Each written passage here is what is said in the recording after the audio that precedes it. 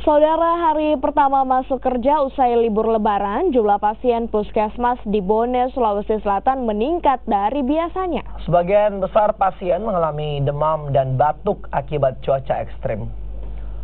Peningkatan jumlah pasien dari hari biasanya mencapai 50%. Di keluhan warga rata-rata mengalami sakit demam dan batuk. Hal tersebut diakibatkan lantaran anomali cuaca dan minimnya pengetahuan warga untuk menjaga kesehatan selama libur lebaran. Pasien anak-anak mendominasi hingga 40% dari keseluruhan pasien. Sejauh ini pihak Puskesmas Kota Watampone menyiagakan 7 dokter ahli dan puluhan perawat untuk mengantisipasi pelayanan masyarakat yang datang berobat. Selain itu, warga diimbau agar menjaga kebersihan makanan.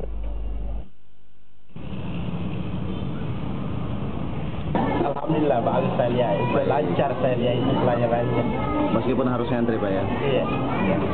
Anaknya sakit apa sih Pak ini? Demam. Iya. Sudah berapa hari sakitnya Pak? Mulai dari kemarin.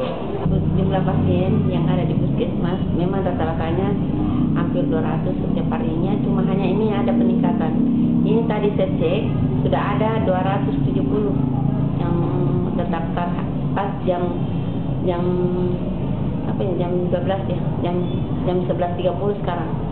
Jadi kemungkinan akan lebih meningkat lagi kedatangannya.